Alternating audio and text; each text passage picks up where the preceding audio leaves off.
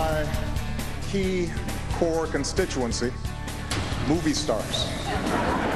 I pledge to be a servant to our president. Oh, yes. Celebrities are eager to support their candidate. It's as if... For centuries, the people had nowhere to turn, no one to look to for help, until he arrived. It is mind-boggling to me, the things that come out of people's mouths. Don't frack my mother. Don't frack me! Don't frack me! Some celebrities say socialism will fix everything. Socialist egalitarian system. And more laws will stop gun violence like that in Newtown, Tucson, Aurora. But what do those same celebrities do for money? Aren't they hypocrites? I wish someone would confront them.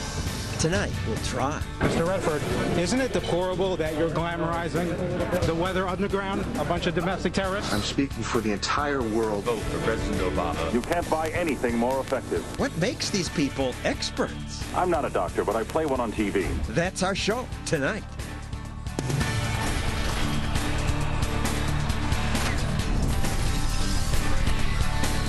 And now, John Stossel. Hollywood has undergone mission creep. Actors don't just want to entertain us. Many now want to fix the world. And if an actor can use his fame to help the world, why not? The world needs fixing. Box office is nice, but the world office is more important. So actors do so-called public service commercials. After Yasser Arafat died, Richard Gere did this Get Out the Vote video for an advocacy group, which ran it in Gaza and the West Bank, or Palestine, as leftists call it. Hi, I'm Richard Gere, and I'm speaking for the entire world. He speaks for the entire world? Seems pretty arrogant. He's an actor, a popular one, yes, but what gives an actor the right to speak for the entire world? Maybe because they're often portrayed as godlike?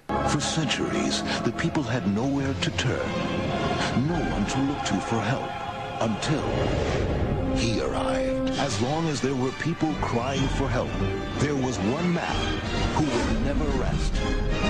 Hercules. He's here in our studio.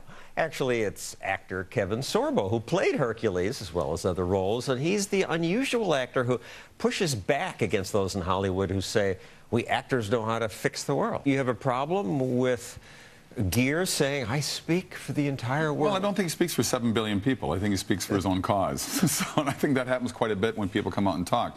You know, you look at the actors that come out and went crazy over Bush with the war in Iraq and the WMDs that were supposedly supposed to be there but not there, and the uproar was huge, and they had commercials and everything like that, but you don't see any of them speaking out about Benghazi, for instance. I mean, Benghazi is a huge scandal in my book. So they're dishonest, hypocritical. Yeah, I think they're hypocritical. I think that kind of rules the day within that town, and I think we all can be, you know, guilty of being hypocrites here and there, but it's amazing to me the number of people that want to push their agenda on you just because they're so-called superstars. And in Hollywood, they're always talking about tolerance. Mm-hmm. But they don't have tolerance for anybody that doesn't agree with them. And it's, as the freedom of speech goes as well. They will push freedom of speech and scream for it until they die. But if you disagree with what they say, they don't want to give you that same freedom of speech. And to me, it's like, be open to this. Look, I'm a true independent. I voted for Reagan. I voted for Clinton. I vote for, I honestly think, who's the best person running, period. But just saying I'm an independent in Hollywood is enough to make me lose work within that city. Really? Oh, yeah. There's no question about it. They would never come. Oh, it's come back to me. Trust me, it's come back to me. And I've been on sets where I get tired of people's opinions, and I don't get angry about it. I'll just point out where I think my viewpoint is going to be different. That's enough to get people to boom, shut off, turn off. They get angry. They get emotional. You're some and that's icky person. All they deal with is emotion. There's no facts that come along with it. When I came out and said I voted for Reagan, I was up in Canada actually with the other actors. They said, "You're against education." I went, "What? What do you mean I'm against education?" I have an after-school program called A World Fit for Kids. I work with over 12,000 kids. I have the best after-school program in the entire state. That you and your wife started for inner-city kids. For inner-city kids. Work with 12,000 kids. And the school district has a 54% dropout rate. We have a 98% graduation rate. But you're against education because you vote a certain way. It's the way. There's an indoctrination going on where they think they have to be this way and that way. But I keep asking, you know, socialism, where has it ever worked? In Hollywood, they don't have to worry about Obamacare. They can do all the messaging and promote it, but they don't care. That doesn't affect them. Probably the biggest cause in Hollywood is saving the earth, you know, climate change and all that. And here's a commercial done by a very fine actor, Harrison Ford. When rainforests get slashed and burned, it releases tons of carbon into the air we breathe. It changes our climate. It hurts. Every bit of rainforest that gets ripped out over there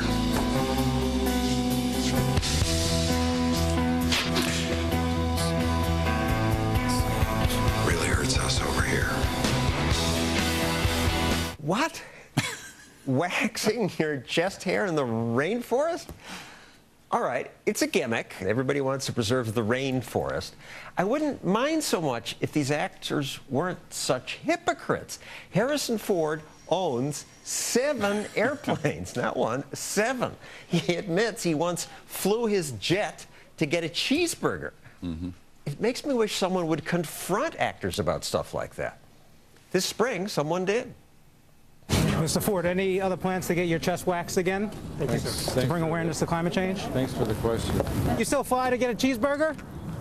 I guess you're driving a Honda Odyssey. Absolves you of owning 7 aircraft. Is it still 7, Mr. Ford? How do you recommend that Americans keep up with your carbon footprint? The man asking those questions was Jason Matera, author of the bestseller Holliwood Hypocrites.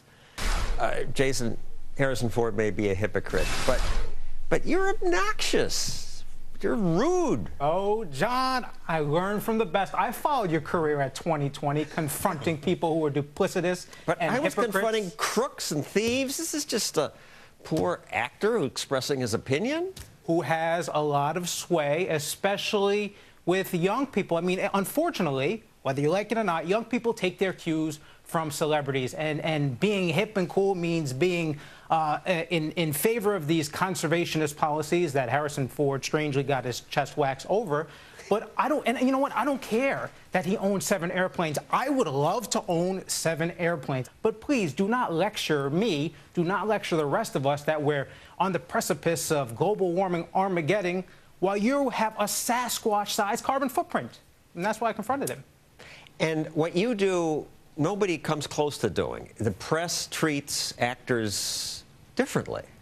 I mean, the paparazzi annoy them, but reporters don't question them much. They want the exclusivity. The interviews are generally patty cake sessions. They won't actually grill them on substantive policy positions that the actors themselves have taken. It's not like out of the blue. I mean, I would like someone to ask Harrison Ford a serious question about his own personal carbon footprint. I mean, you and I and Kevin, we would have to walk around spraying aerosol cans in the air all day long just to keep up with his giant carbon footprint. Well, with 7 jets, we'd have to do more than that. Kevin, you're an independent, as you said before. You voted for Republicans and Democrats, but that makes him very unusual in Hollywood. Overwhelmingly, they support liberal Democrats. President Obama certainly, and that led to another pledge. I pledge to be of service to Barack Obama. I pledge to be a servant to our president and all mankind, because together we can. That was part of the Yes We Can campaign, and I obviously have a problem with it since my book's titled, No, They Can't. It points out that, yes, we can, if we means individuals, but to President Obama and Hollywood, we seems to mean government, and that's a dangerous idea. And, Kevin, you're just not allowed to say things like that in Hollywood. You're not allowed to disagree with Hollywood, is what it really comes down to.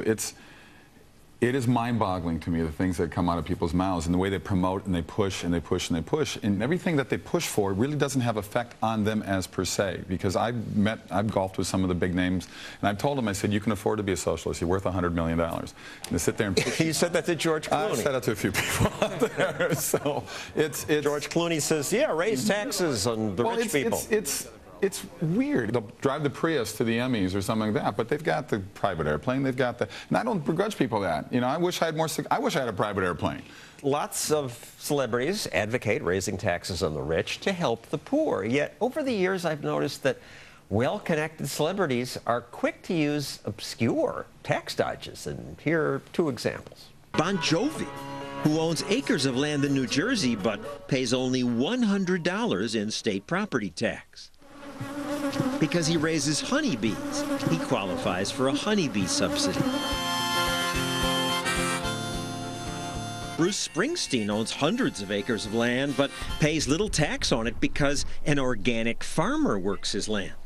His poorer neighbors pay more. I'm not against anyone trying to lower their tax burden, but if you're Bon Jovi and you're Bruce Springsteen and you have not only publicly supported President Obama and campaigned for him and held rallies for him, but have decried tax cuts for the rich and have said, oh, they're robbing these poverty programs and the social contract with America is being destroyed, the middle class is harmed, and then you go and rob these very anti-poverty programs by calling yourself a farmer? I mean, come on. That's the type of hypocrisy that is frustrating to see, and why I wrote the book and are calling out these people on their duplicity. One final example. Some of the more activist left are so eager to promote anti-capitalists, they even glamorize people like Bill Ayers. His group, the Weather Underground, killed people and bombed buildings. Years later, President Obama held a fundraiser in Ayers' living room. So, sure enough, this year, Robert Redford came out with a movie based on the Weather Underground. In this clip, the terrorists are on the run. I don't think he's running away. I think he's trying to clear his name. Our government was murdering millions. We never betrayed each other, any of us, over all these years. Got him. You have a full green light. What are you willing to take a risk for? I saw an interview with him about this movie, Redford, about this movie, and he is behind 100%. He promoted it. He said it was good, it was a good thing, and that's just sad to me. What kind of statement is that saying, to sit there and promote somebody that was blowing up buildings and, you know, potentially hurting millions or hundreds of people? And I don't know, it's screwed up. It's so screwed up. It's sad to see what's going on. It's strange to me. Though I give him credit, he invited me to Sundance to talk about my books, and he seems to have a somewhat.